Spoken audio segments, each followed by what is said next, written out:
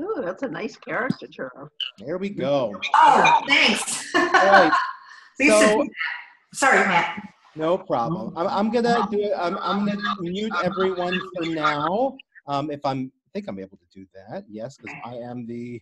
Yes, I can do that. So forgive me. I'm gonna mute folks. And the way this is gonna work is I'm gonna go through just a couple sections about my experience. And first of all, I just want to welcome and thank everyone who's on the call and Zoom today to hear sort of report back from my term at Oxford University, which was from January 19th to January 13th, a little earlier than I had originally planned, to about March 15th. So this will go over sort of what my work was there, a little about the history of Oxford, its Jews, its culture, and again into some of the research that I've been doing over over the 9 weeks that I was over there. And then in between sections, if you have a question, please type it in the chat, and then I'll try to have 10 minutes at the end for open, going back and forth discussion. All right, I'm gonna take a minute to mute everybody. If you want to speak to me, please do so in the chat. And then I will dive right in. Oh, everyone, some people who have muted themselves, who are gentlemen and scholars, as we say. All right, all right, everyone is, okay, we're good. Okay, so I'm gonna do a little screen share. As I said, I was at Oxford University, and I'm it's one of those experiences in your life where it's a once in a lifetime thing. It related to some academic work I had done back in my first job out of school, and I wrote a chapter for an academic book, and the person who edited that book became the head of this unit at Oxford University. So I'm gonna screen share with you guys so you can see a couple of these pictures. Okay, make sure I've got the right one. There it is. That should be it.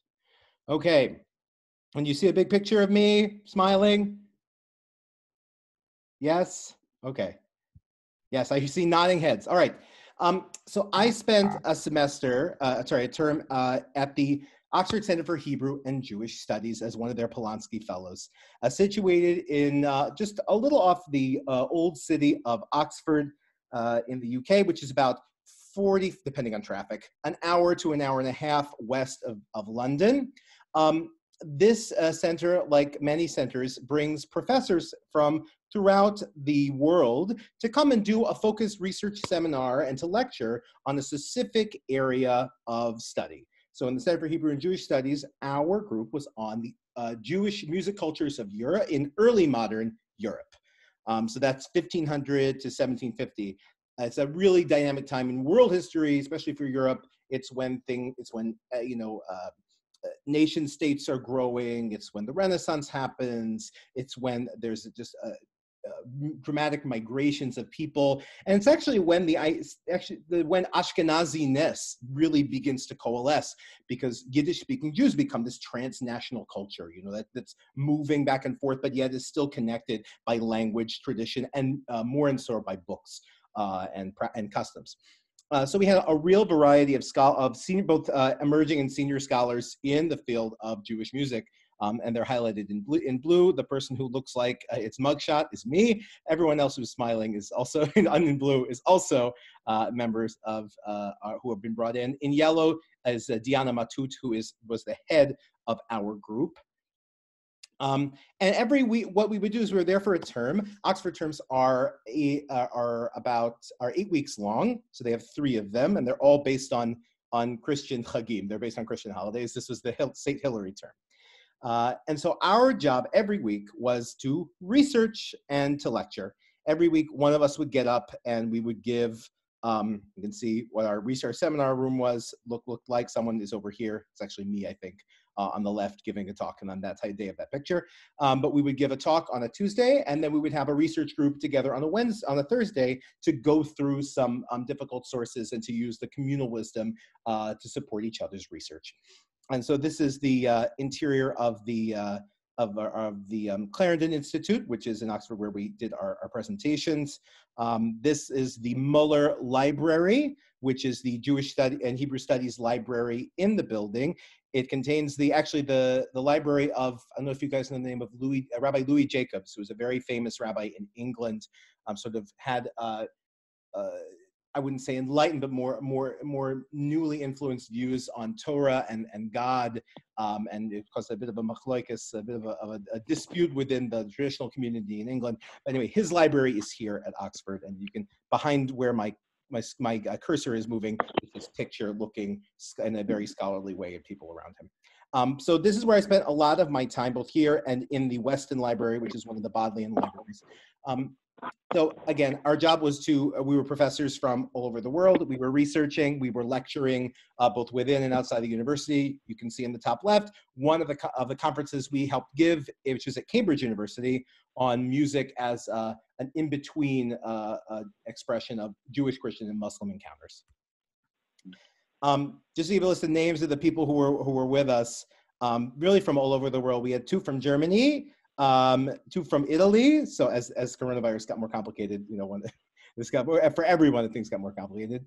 A gentleman who graduated the Sorbonne, who teaches in Paris, from NYU Abu Dhabi, Hebrew University, a couple more from Israel, Australia, and then me from Ohio. Really, what was interesting and amazing about this particular group is that instead of just being, there's no such thing as being just a scholar, but it happened to be, we had some really amazing scholar practitioners in our group. People who were like Walter Zabe Feldman, who's one of the world's experts on klezmer and does amazing, you know, klezmer performing and klezmer dance and klezmer gesture. I want to play for you some things that I had never seen before. I'm going to share something else now, which is this. So from 3 of our scholars. Can you see the Jewish Music Research Center? Everyone nod so that I see. Yep. So one of the people there was Edwin Sarusi, who is like the head of Jewish music research in, I would say, in all of Israel, but at the Hebrew University. If you're interested in ever getting really deep into Jewish music, this website, jewish-music.huji.ac.il, it's the Israeli university website, is amazing. They do amazing, amazing research. I also want to play for you. So the head of our group, Diana Matut, has her area of research is in Western Yiddish and in like Yiddish, not secular culture, but Yiddish culture and this is before we like the Lower East Side Yiddish. And so here, what I'm going to play for you is from her band, which is called Simchat HaNefesh, which does early Jewish Baroque music. I didn't think that was a thing, but sure enough, from the documents that she works with, which are like old Purim spiels from 1700 in early Yiddish and things like that, we have songs that have correlates in non-Jewish repertoires that we know. So this is from manuscripts that she's worked with at Oxford. These are some early Baroque melodies. I'll play a couple minutes of this.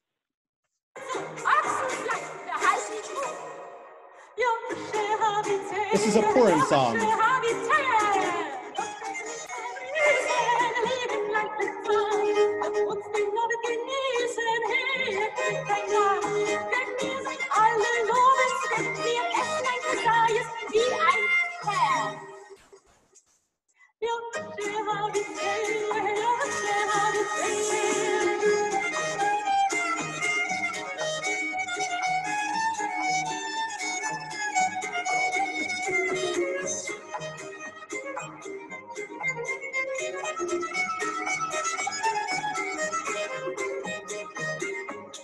So just a taste for now. I encourage you to go, this is a whole 10-minute video of her band online. But what was amazing for me is this experience of Ashkenazi culture that's before, you know, New York Yiddish culture in the 20th century, you know, and you'll hear actually from what she was saying is that her Yiddish is earlier. It's a lot more like German. It's before it had gotten more Slavic. This is what we call Ashkenaz 1, which is sort of the Yiddish emerging from really German-speaking lands that hadn't mixed as much with some of the Eastern Yiddish as well. I see a hand up. I'm going to play one more thing while I look at that hand. This is another one of my fellows who is from Florence, and he conducts a multi-ethnic orchestra there where he uses his knowledge of Italian piyutim and Italian Jewish poems to interact with Muslim singers, Christian singers, and to model the multi-ethnic fabric of Italy. So you can hear a couple minutes, or hear a minute of that.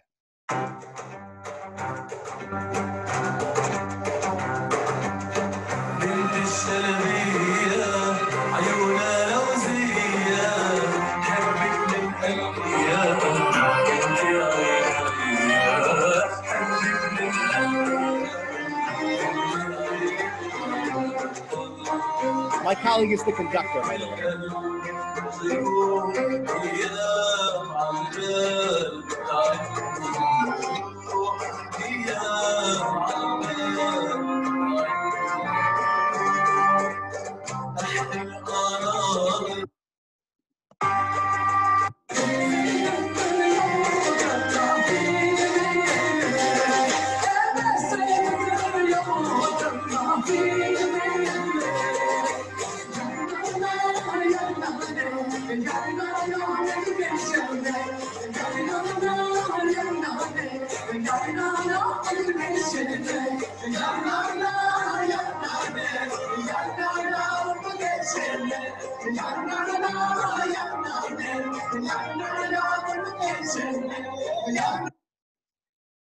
Very exciting. So I recommend if you're interested to go and check out, you can Google Enrico Fink and some of these other people. And if you're interested, you can send me a message. I'm happy to share more. I saw someone with a hand up or with a question. Please type it to me and I'll come to a stopping point, I promise, for questions in just a few minutes. So let me just get to my next slide. Okay, here we go. Preview. There we go. So these are Blonsky fellows. Okay, there we go. So now a little bit about Oxford as a city. Actually, you know, I will stop here because before I get to a new section. Any questions from folks that you'd like to ask or that have come up so far?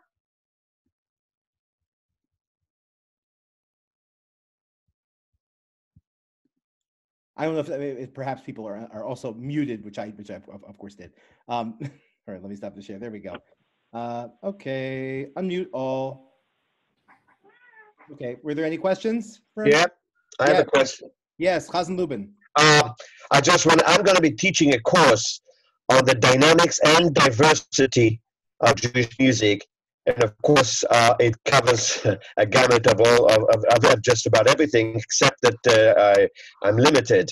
And as I'm looking at these first two, one of them would be very interesting to do the Yiddish YouTube. And so are they all readily available on YouTube? Is that it? Yes, these are all available on YouTube, correct. And if everyone wants to write me for the specific links, I'm happy to send them all out after the call. Great. Thank you. Thanks. Great. Other short questions? All right, let's move on a little bit. I'm going to mute everybody. And now on to town and gown. A little of the history of Oxford and the Jewish community and all of the cool stuff one might find there. There we go. There we go. Town and gown. When we say town and gown, Oxford, like a lot of university towns, has two parts to it. It has the people who actually live there who are not part of the university, and it has gown. It has the formal people who are the students and the faculty. And long have they had their own conflicts. I remember going to William and Mary in Virginia. We had our own version of this, certainly not as old. But let me, hold on, let me move on. Here's a picture of the university. Oxford is peculiar. It's one of 3 universities in the UK, and Russell will correct me over chat if I've got this wrong, that operates on the college system, which is actually less than one big university. It's actually a kind of a federation of 38 different colleges. When you apply to Oxford University, you apply to a specific college. Same thing for Cambridge and also I think for Durham in the north. And these are all have their own alumni centers. They have their own faculty associated with them. There are some places you'll go to other faculties, but if you can study theology at Christ Church College, you can study theology at Regent's Park, and all these different places. And they're scattered throughout the old city, and this is an older picture, but they're scattered throughout Oxford proper. This is the main street, St. Giles, and going into Corn Market, where a lot of the old places are. And some of these actually you will recognize from a variety from things, especially Harry Potter. Jews in Oxford, if we go back, the Jewish community is see Beaumont Street. The Jewish community is all kind of off the map here, but not far from the main drag, maybe a 5-10 minute walk. They have their own building. It's very interesting. In England, there is a United Synagogue, a sort of a state Orthodox establishment. But the Oxford Jewish community, which houses, maybe 150 families from Orthodox reform, progressive, and majority conservative backgrounds. They have no official rabbi. They have rabbis in the community, but they're able to actually keep a plurality. And so there are Orthodox services every week, but there's also Reform, and there's also progressive, excuse me, which are different things, by the way, in England. Interesting. There's progressive services once a month, there's majority services once a month, and they keep a sense of community while doing everything together. It's a really sort of a beautiful sort of sense of unity that they have, because they know that if they picked sides, they wouldn't be able to constitute themselves. And they are, they have a building and they have a lot of programming, and it's a beautiful thing to see. And I spent some Shabbats there and Purim and things like that. Interestingly, you'll see this little poster on the right, which is from Oxford Castle and Prison, which is the castle area built by William the Conqueror and co. when they came in 1066, that the Jews were actually brought in by William the Conqueror in that time, in about 1075, to facilitate trade. And so Jews, you can see little monuments to Jews over Oxford, around Oxford. The castle was a time, they were sheltered there because Jews were protected by the crown, but also they were imprisoned there. And indeed, Jews were exiled from England in about 1290, and then eventually brought back in the 17th century, or trickling at least a little before. But there's a long Jewish history in Oxford, and it's very rich. You can look more on this website, oxfordjewishheritage.co.uk. And indeed, getting back to Oxford proper, this is a place where a lot of people who become prime ministers or comedians or famous public figures, went to school, Oxford and Cambridge, both of them. Boris Johnson went to, I believe, I'm trying to find his college. I think he went to Trinity College, if I'm not mistaken. Someone will message me. But people also, like some of the Monty Python people went here. Actually, Terry Jones, Alav Shalom, one of the Pythons, died during my time in Oxford. But many prime ministers and ministers of state and the colleges are very desirous to keep their alumni happy, so that the donations could be coming in. Indeed, when you graduate Oxford, I heard the whole thing, by the way, the whole ceremony when you graduate Oxford is in Latin, which very few people speak. And in the Latin, you actually agree to send them £30 a year in perpetuity. You don't know that you're agreeing to this unless you speak Latin, but Oxford is very heavy and weighty with Masorah, with their sort of old medieval and Christian tradition. This is a university that's been around in some form for over 500, 600 years. Okay, I'm gonna peek at my chat for a second, if I can see where it is. Boris Johnson went to Balliol College. Thank you, Russell. Yes, Balliol College, which is, I think it's where there's a good, decent Jewish presence, if I'm not mistaken. Yes, Balliol, you can see right there. There, I'm circling it, and here by the downtown. Yes. Okay, so I'm going to move on. By the way, another connection with Jews and Oxford is that Jews brought the coffee. In the 1650, I found this out because there was an exhibit when I was there. The first Yid brought coffee, putatively from Turkey, actually, and opened a coffee house in Britain.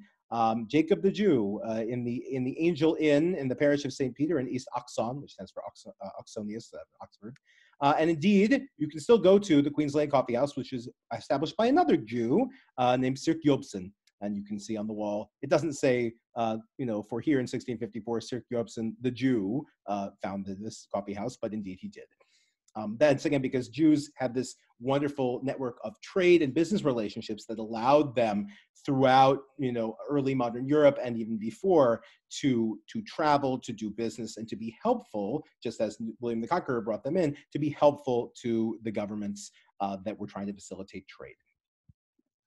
So now, ironically, from Jews to Christians, every person who goes to Oxford in some capacity has to be affiliated with a college, right? If you're a student, if you're a faculty member, you have a home base that's your college where you, like in Harry Potter, you eat your meals there, you sleep there, you live there, you take your classes there, you venture out, you have competitive sports for your college, include rowing and things like that. So my college was the Baptist College, which is close to the Hebrew and Jewish Studies department. By the way, departments are separate from colleges themselves. I see some questions. I will answer them in just a second.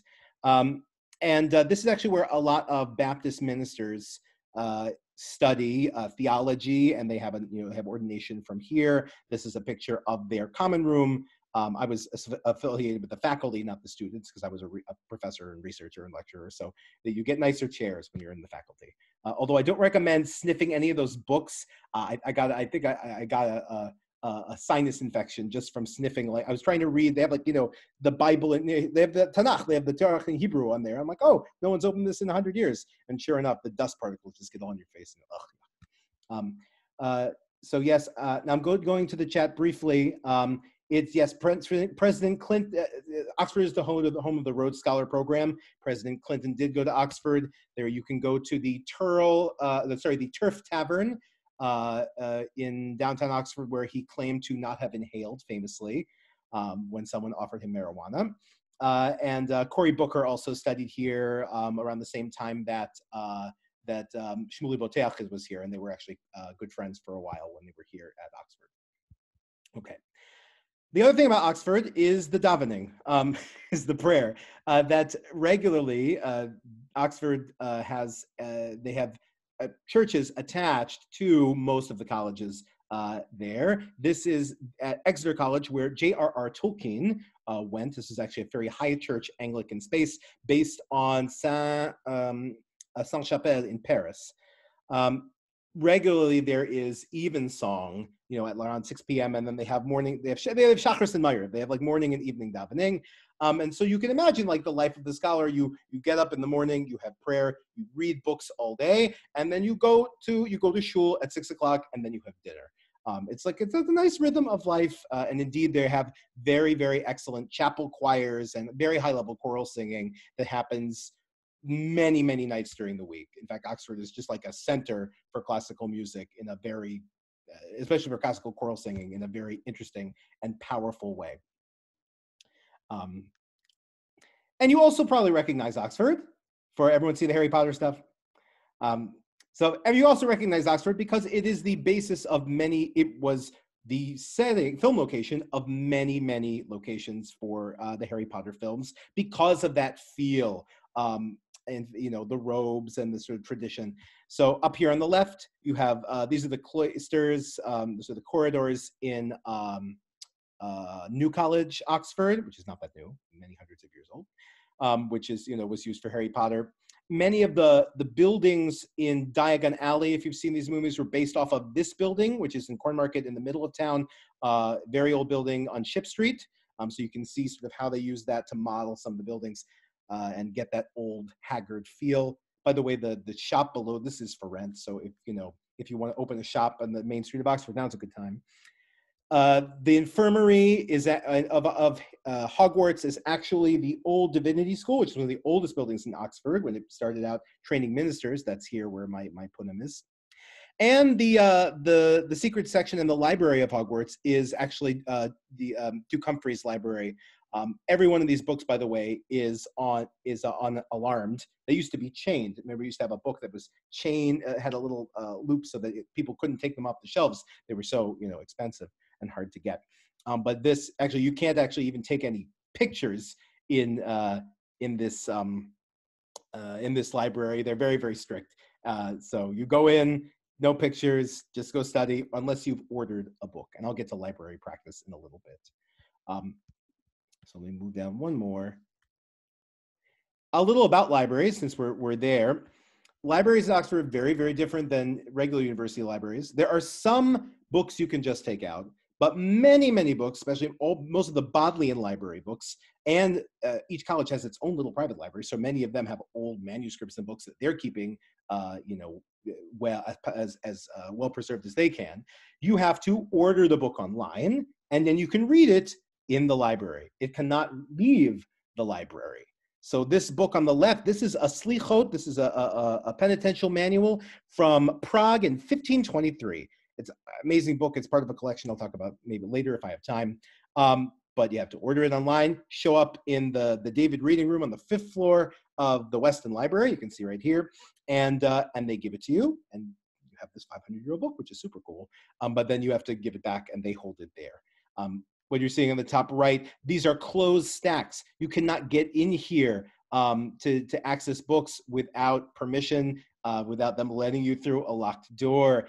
They're really trying to keep these books in tip-top shape, and they don't want them leaving or going away or going out of their collection. There are so many. Oxford is one of the libraries in the UK that gets a copy of every single book published in Britain. I think them together with there's a college, I think one in Northern Ireland, there's one, and in Scotland, I think at Edinburgh, University of Edinburgh gets the Scottish version of this. But they have millions of miles of books. And so most of the books in Oxford are actually stored about 50 miles away in another town. And so you can request, or maybe 50 kilometers away. So you can request them, and in 2 days at least you'll get your book. So it's a very different way of thinking about libraries, in that you have finite time and some things you could only see in person. But some of the things you can see are very, very special. My wife said I would be remiss not talking about afternoon tea and afternoon tea. Has anyone here had like English afternoon tea before? I know Russell has had English afternoon tea. It's this tradition that like at 4 o'clock everything stops. I don't know if everything stops, but you have tea, you have, you could have a scone or a scone, depending on where you're from, with clotted cream and jam. And every day in our house, when Georgie and my kids and Rabbi Lissa were with me, when I would come home, or when they would come home after a day of having fun, which I'll show you a little bit of later. They would stop and they would have tea, and they would have some sort of baked pastry, or which is a nice way to relax. And also children's television is very, very good in the UK, but that's we can talk about offline. Okay, research. Okay, any questions about, I'm gonna unmute people. Any questions about sort of the Oxford university experience, or before I get into my own research, let me get back to sharing my screen so I can actually unmute you all. Any questions that I can answer so far? Yes, Russell says the main question on tea is whether you put the tea or the milk in the cup first. I'm sure there are big machlokes about this, discussions about this. Okay. Milk, of course, says Don. Okay. Any other questions? None needed. You can think about it. They'll come up soon.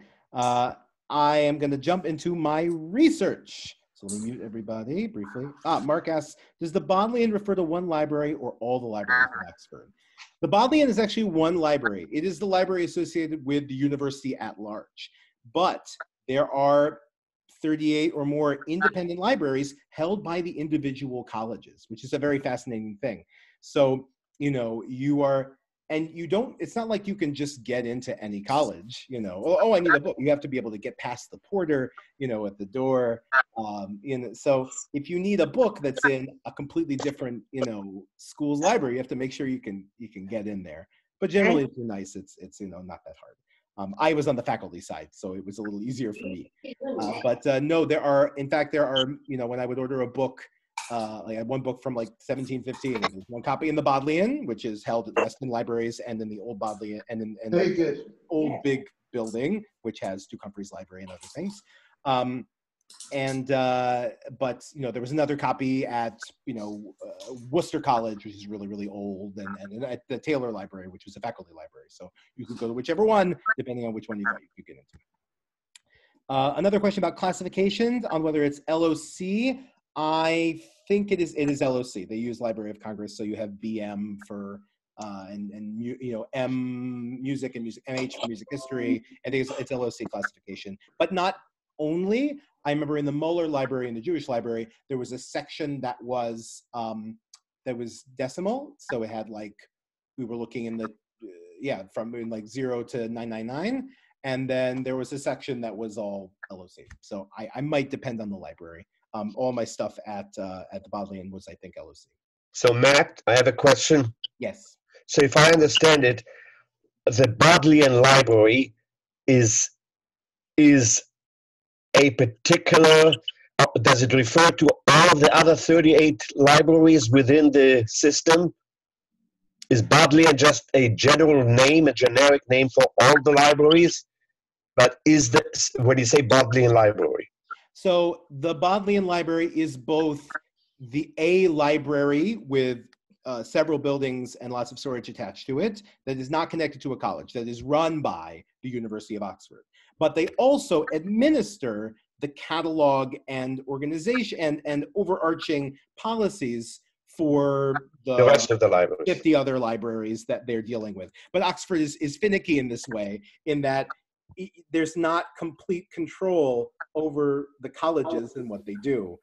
There's some, I mean, the administration level talks to the college level, but it's, you know, there's a lot of, we would call them states' rights in America. There's a lot of college rights, you know, and college independence within each of the colleges of Oxford. The librarian in me is totally salivating. I know, no, this is a great, for a librarian, this place is like a paradise. And indeed, it's one of the most significant Jewish libraries in the world, probably one of the top 5, greatly in part between Oxford and Cambridge. Cambridge because the Geniza stuff from Solomon Schechter is there, which I'll get to. But Oxford because it has the, one part of it is it has the David Oppenheim collection. David Oppenheim was a rabbi in Prague, and he was the head of the yeshiva in Nikolsburg in the turn of the 18th century. So late 1600s, early 1700s. And he made a deal with people that he would, like, whenever people would come to visit him, he would make them bring a book. And he has just there's a massive collection and a couple of things which I actually dealt with in the course of my own research, because I researched the cantors in this same period. He happened to have a book I had never seen before, which was really, really cool, which I'll talk about in a little bit. Okay, I want to get to that research, so I'm going to mute people and we're going to dive back in. Research. Okay, let me share the screen and give you research. All right, there we go. So for my research, I was focusing on early modern Ashkenazi cantors, their identity and their transformation. This time in Jewish history, there are so many migrations, Jews from one place going to another place, ideas about Jews going from one place to another place through books and publications. This is a time when Ashkenazi identity starts to really happen because you have Yiddish books that can start to build a readership of people who are able to read in their mother tongue, not just in a rabbinic tongue. And so there's all sorts of things. The first Purim spiels show up in this era. Actually, one of the Purim spiels features a Chazan, which is very funny. The Chazan plays Haman in the first Purim spiel we have from 1697. So it might be this Chazan, by the way, who you're looking at. This Chazan is a Polish Chazan who worked in Amsterdam. His name is Yechiel Michal of Merusia. He's a very controversial figure, but I'll get to him in a little bit. So an example of one of the things that happens in this era, and these are the characters of this tawdry, very dramatic event. This lovely gentleman, Yechiel Michal, from Ben Natan, from Russia. He's a Polish cantor originally, but he's from Russia, but he worked in Lublin in Poland. Comes to Amsterdam in 1700, and he gets assigned a position at the Great Synagogue. And one of the things he does is he brings in extra singers. These things called the Meshorerim. Now, if you've ever heard cantorial music, you can hear echoes of this when you have like a big bass solo, and then you have like a boy alto, you know, going, it's kind of like the yeshiva boys choir, but before that was a thing.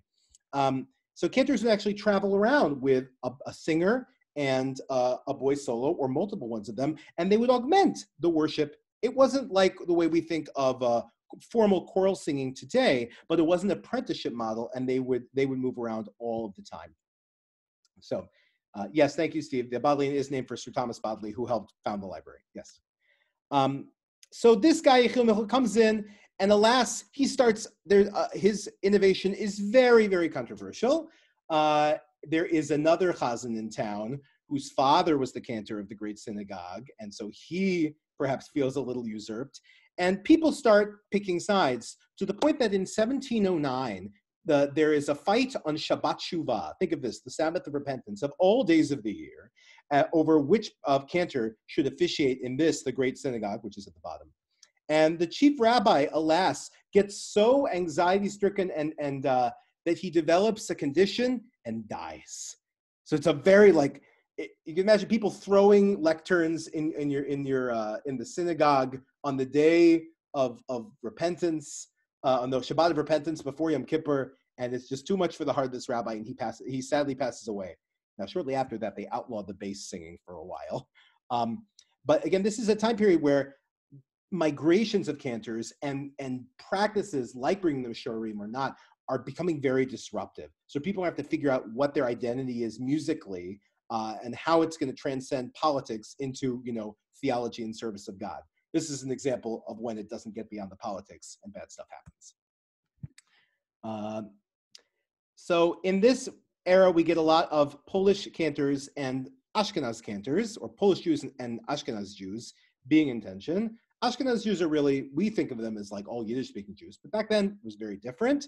Ashkenazi Jews were ones from German-speaking lands, and Polish Jews were a whole different thing. This is true in the history of Jewish music too. And so, some of it we have in these two documents and in this time, a lot of tension between these new immigrants and the sort of German Jewish people who the German Jewish people need, for a variety of reasons, lots of rabbis and cantors and educators. And Poland was a great place for that. And because of persecutions and for economics, a lot of them come west.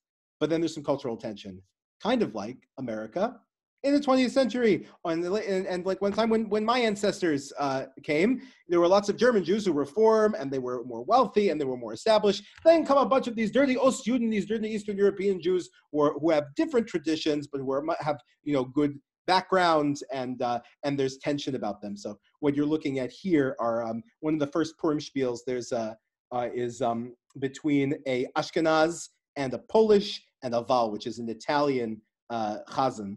And they're making jokes about each other to bring out these tensions that are very much alive. This on the right is a Western Yiddish document, Die Beschreibung von Ashkenaz und Bodleian, which is a description of Ashkenazi and Polish Jews talking about their tensions they're having back and forth. It's a really fascinating time for this kind of stuff. This comes out, by the way, I'm not going to talk at length about it in some of the sources I dealt with, one of which was this critique of cantors called Shloshat Soakim Ve'enan Ne'enin, 3 scream and no one is answering them, which is it's a screed. It's a one-sheet thing you would put up if you were angry about someone in Mea She'arim, about how horrible Ashkenazi and Polish cantors are, especially because they use these Mishorim we talked about above, and they are, everyone else in the Jewish world is much better than them. And you see in the English, everyone in Spain and the Persians and the Arabs and all these other people in Babylon and under the Muslims, they're all saying much better than Ashkenazi cantors. So again, it's a really fascinating time because people are comparing what they're seeing with people not even of their Jewish subgroup. And they're able to see this is good, this is not good. And so people are trying to both appropriate, but also to draw lines about who they are. Now, this is something very cool that that Steve may know about, Steve Blazer may know about more than me. But I actually came upon a manuscript of this source while I was in Oxford. Someone emailed it to me from an auction house saying, hey, I read an article of yours. Is this the source you're talking about? And lo and behold, it is. Now, this is an anonymous source, which is the crazy thing. We don't know the author and we don't know the date. But what's magic about paper back then is that the paper makers had watermarks. So if you can see see on this is a little picture of, you can see the watermark of this manuscript for that critique of cantors. And you could sort of barely see, you see the picket fence.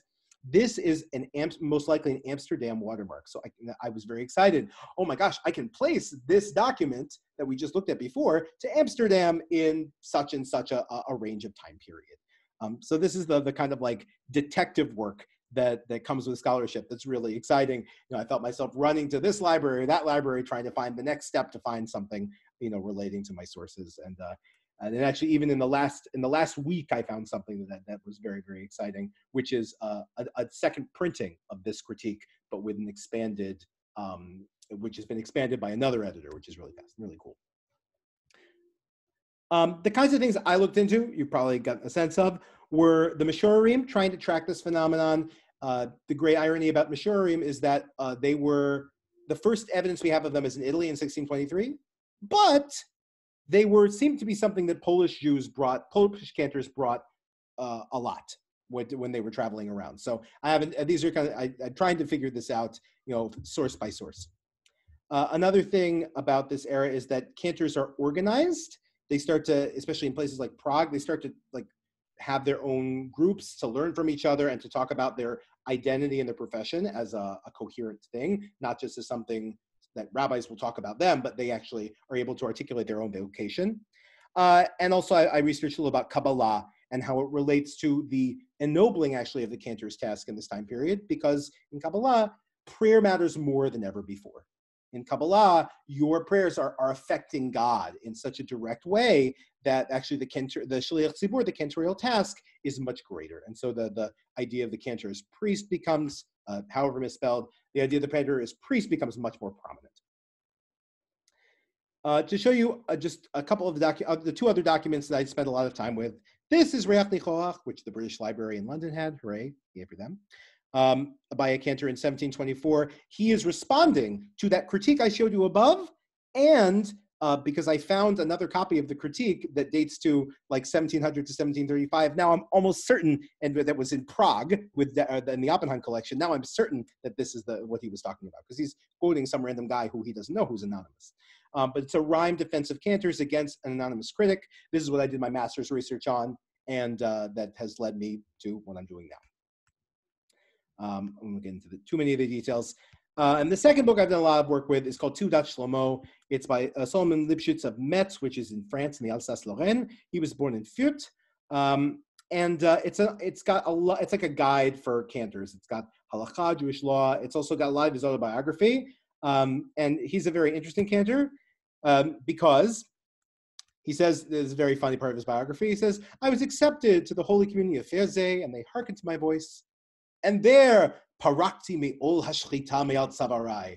I didn't have to be a shoichet anymore. And I didn't have to teach bar mitzvahs. All I had to do was be the master of one service, the holy office of the miniature temple, of the Mikdash Me'at. So it's interesting in this time period especially, and is a very live issue today, is what is religious about being a musical specialist? Why does Hashem care that I should spend my time doing more things related to music when there's a lot of things to do in the shul? There's kids to teach, there's shechita to do. What is the religious value of specialized music? And this is something that gets taken up in Reform, but 100 years later, and that's why Lipschitz is such an interesting character, and I'm in the middle of translating his book together with another scholar in Chicago. He also, by the way, for those who have heard the music of Salmoni Rossi, who was a Jew in 1600s Mantua, who wrote choral music, Western choral music with Hebrew words. Shlomo Lipschitz, because he hung out with David Oppenheim, that big rabbi who had lots of books, he had seen that book of Jewish sheet music, of Hebrew sheet music from the 1600s, and he had seen the rabbinic responses saying this is okay, and he quotes the entire responsa in his book. It's such a fascinating little example. And by the way, both of those two books I showed you have the same opening line. So they're connected in some way, but I have more research to do before I really establish it. Good. All right. Now that we're getting close to the end, I want to make sure I get to some of the excursions and other things that we got to do, besides all the research and the lectures I gave and the spending time in the libraries. So my family came, yay! I can hear them moving around downstairs. So Rabbi Alyssa and baby Beatrice and Georgie all came for about 3 weeks. And they were amazing because I was working 9 to 5. And they would go and have excursions, and then they would come home and have afternoon tea, and then watch really low-key British television British kids television until I came home. These are some of the things we did. This is Georgie at William Shakespeare's birthplace, which is in Warwickshire, not far from Oxford. This is Warwick Castle. In America, we go to Renaissance festivals for that kind of like feeling of times gone by. There, they just go, 30 miles down the road. And this is us at Avebury, which is like Stonehenge. This is a gigantic human, this stone is bigger than any at Stonehenge. It's ridiculous how human beings moved it around. This is us in our kitchen. you know, and Beatrice walking around after a day. And then we went to Peppa Pig World in the south of England. We got to take kids out to do exciting things. So we went to Peppa Pig World one day when we had a day off. Good. That is nothing. Another excursion that was really meaningful to me, and this is, I think, the last one I have before, no, I have two more. So two more before I end and take questions. We had one day of a Jewish Music History Day. We went to Cambridge. Now, Cambridge, from a Jewish bibliography perspective, is a really, and from a conservative movement perspective, is a really key place. Because it is where Solomon Schechter, who ended up unintentionally founding the sort of, or becoming the catalyst for the conservative movement in America, he got his fame for the most of his career being a scholar. He read at Oxford, he taught at Cambridge. And this is the story of this manuscript here. So this manuscript is The Wisdom of Ben Sira. It's a not apocryphal book. And there in Cambridge in the turn of the 20th century, you know, there was an argument in the faculty, and Schechter was part of it. Is this book originally in Greek? Is this book originally in Hebrew? Two Scottish Presbyterian ladies who are Syriac scholars, which is a very unusual thing for Scottish Presbyterian ladies in England to be doing. They come back from Egypt, having found a bunch of this old Jewish documents, and no one will take them seriously, maybe because they're outsiders. But they call up their friend, Solomon Schechter, and they show him this manuscript that you're looking at right here. And Solomon Schechter goes, Gott in Himmel, this is what the proof I've been looking for. Where did you get it? And so Schechter goes then to see the Cairo Geniza, which will become the Cairo Geniza, buys as much of it as possible, and brings all this amazing, thousands and thousands of amazing manuscripts to Cambridge. And it's one of it's a collection of manuscripts that changed the face of Jewish studies, of history, of our understanding of who Jews were, because this had stuff that was just, you know, very from not just rabbinic. It had mundane things. It had a note from has, you know, things like we got shown these things. A note from a teacher to a kid, to a parent, saying, your kid is just not acting. You need to beat him more at home because he's just not acting up well in class. You know, I've tried to discipline him, but it's not working. It's the humanity that comes through these manuscripts that's so amazing. This on the left is, I shared this on Facebook. It's one of the most amazing things I've seen. So this is a letter from Maimonides' brother on the left. Maimonides' brother wrote this letter and to his brother Moshe Maimonides, and he died the next day. And it was told in Legends and Tales of the Rambam that Rambam cried over the letter from his brother many times. This is that letter. And so Maimonides' tears are probably on this letter. So this is not to say we should clone Maimonides, but it's to say that the manuscript, what the stories of these things really bring out the humanity of these great figures we know. And Cambridge has so many, as Yehuda Halevi. It has so many famous people's, you know, manuscripts and in there, Maimonides writing in his own hand and stuff like that. It was just very, very transcendent to be in their presence. And even this piece of music on the top right, which is a score. Someone took Handel's oratorio of Esther and did a Hebrew translation in the 1700s. And then this guy, or maybe the late 1600s, this guy Lee Darty set that translation to completely different music. And this is the score of that translation. They were in the middle of actually putting up a production of this, but it got delayed due to coronavirus. But it'll be back in February, which is exciting. So Russell, when you're in the UK, you're in the UK. So February 2021, David Conway will be producing it at HMO. You should go see it. Okay, and that's just another picture of us on our Cambridge day, you know, getting introduced to all these beautiful manuscripts. And there you are, Russell. One of my last, actually happened toward the beginning, was a really wonderful experience, was being part of the European Cantors Convention, which was a group of traditional, mostly Orthodox cantors, but not exclusively. You know, a lot from the UK and from Germany, Budapest, from all over. An incredibly warm group of people. We were based in Hanover for 5 or so days. And we just had, this is us at the Lower Saxony Parliament. We just had a wonderful time studying chazonis, hearing different talks. I gave a talk on sort of modern Jewish music. You can see me at the end of my talk here. It was just a really, what's interesting maybe about chazonim of any stripe is they're very open and warm people. Like it's a very, you know, there were people there who were Reform. There was a Reform rabbi, a Reform cantor, a couple of Reform cantors, and it was just a very open space, which is really, really wonderful. And we were part of some really, this thing on the left was amazing. It was an International Holocaust Remembrance Day. 3,500 Germans and people from Hanover show up for this concert of the words of Elie Wiesel's Night in German, together with the music of the famous cantor Leib Glantz. And it was just a once in a lifetime experience of Jewish music in an event like that. And so I really had a great time learning from my colleagues there and experiencing the davening there and the friendship and the amazing music. And finally, just a little bit from the university. Because Oxford is what it is, you can go to so many lectures and academic and musical experiences there. This is the head of the LA Opera giving a master class.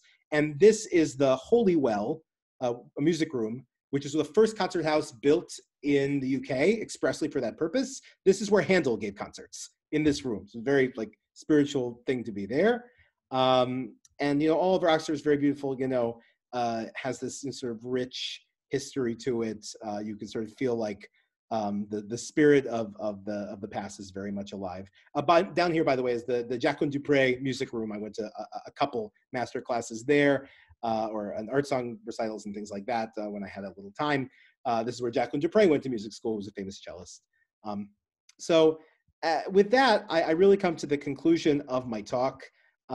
It's my Oxford experience really gave me a wonderful time to research and do more work into the history of my vocation because I think that, you know, in any job, it's easy to have models that get you stuck. And for cantors, it's easy for us to get stuck thinking of if we could just recreate either 20th century,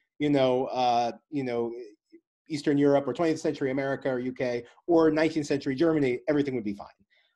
But I think the great thing about the sources that I got to work with is that it really starts to point to the religious mission of the cantor, not just the aesthetic mission. And both are so, you know, incredibly connected. And it was just amazing to experience this other culture of being in one of the oldest universities in Europe and in the world, and everything that came along with it. So I'll stay on for, excuse me, another 10 minutes or so for questions. And I thank you so much all for coming and for allowing me to share this with you. I have a comment. Can you hear me? Yes, I can hear you, Abe. Okay, first of all, it's just amazing and exciting and enlightening to hear you and to see your work. It's a shame that you had to come a little earlier back because of the virus, but you managed in 2 months to do an amazing piece of work there, and we're just so proud of you. I'm also personally proud of the fact that when I retired in 2011, of course, the synagogue, which originally never had a cantor before I came, they were doing with somebody with just lay people, and they were davening and so on. Excuse me? Okay, so I was the first Hazzan full-time and so on at the synagogue at Bethel, same name as where Hazzan Matt is in Akron, same name, but anyway, in Bethesda. And I was very worried that after spending some 21 years actively as the Hazzan of Bethel, I was worried that the Bethel synagogue in Bethesda would go for somebody who can daven a little bit and can sing from transliteration and so on. So I made it clear that that is the kind of Hazzan I would like to succeed me. And so I sent them a letter and an article that I had about the Hazzan, etc., and made sure somebody's recently shown me that letter that I sent way back to every member of the cantorial search committee. And guess what? My having been a Hazzan for 21 years in a shul that never had a Hazzan for 40, 50 years before, I was very proud And I made sure, so I wrote, as I said, that the Hazzan who succeeds me should be a well-educated Hazzan, maybe graduated from the Cantors Institute, and also, if possible, to be a member of the Cantors Assembly. Guess what? They elected, as a result, Matt Austerklein, who succeeded me, and he and I became so close, both intellectually, scholastically, and with a lot of neshama, and we exchanged notes and calls and texts all the time. We will continue that for the rest of my life. I know I would want that, as I hope Matt would as well. Secondly, as if this wasn't enough, Matt Klein and his wonderful wife, Rabbi Elisa Austerklein, then had an opportunity to go to Akron, where both of them can serve in a synagogue. That was their dream, and which they are doing great work in Akron at the shul where Steve Stein had been a Chazan for many years. And guess what? We are again looking for a Chazan to replace Matt Klein, to succeed Matt Klein. And once again, I made the point, please have somebody of this caliber. And they go ahead and they elect again a Chazan who is a graduate of the Cantors Institute and a member of the Cantors Assembly by the name of Asa Fratkin. So I feel proud that it was continuing. I hope it continues that way. I said enough, and I just am grateful that Matt and Asa have succeeded me there, and you can see what kind of work Matt has continued. Continue your great work, and I know that just a little ad. Matt and I are a member of a very small committee working on a work of the 75th anniversary of the Cantors Assembly, which will take place in Yetzer Hashem in 2022 in Los Angeles. And I took on the mission of making sure that there is again a volume. How many of you have the volume of the 50th anniversary of the Journal of the 50th anniversary? I don't know how many of you have it, but I'm working together with Matt and others to make sure that happens, and we'll have articles, and I'm sure we'll include some of the stuff that Matt, that you have worked on. Anyway, I will stop talking, but I can't imagine. I'm just so proud. My heart, I almost want to cry and be with happiness. Thank you, Matt, for your work. Thank you, Abe. I promise everyone, Abe is not my press agent, but he is my good friend. and thank you very much, Abe, for being on the call.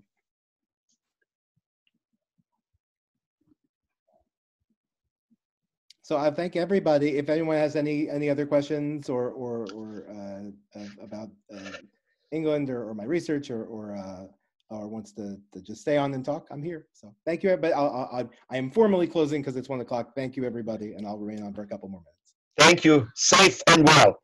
Thank you. Thank you.